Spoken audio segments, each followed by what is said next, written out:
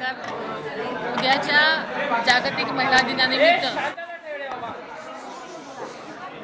माझ्या तमाम महिला भगिनींना मनापासून शुभेच्छा देते. आपल्याला माहिती आहे की आत्ताच महिला आयोगाच्या आजच्या या कार्यक्रमामध्ये महिला सन्मान पोर्टल आज आपण त्याचं अनावरण केलेलं आहे.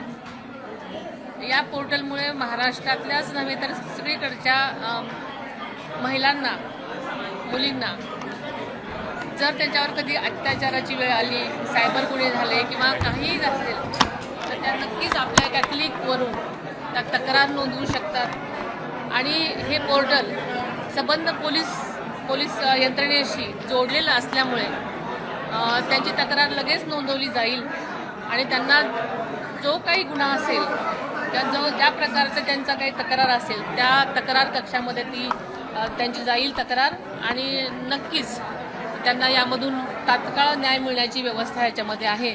त्यामुळे नक्कीच तळागाळातल्या मुलींना किंवा ज्यांना तक्रार करायला जे घाबरतात त्यांना नक्कीच याचा फायदा होणार आहे. पॉश कायदा यायला पाहिजे असं रुपालीताई देखील अग्रसर आहेत. तुम्ही या संदर्भात काही पुढे भूमिका घेणार आहात का? पॉश कायदा संदर्भात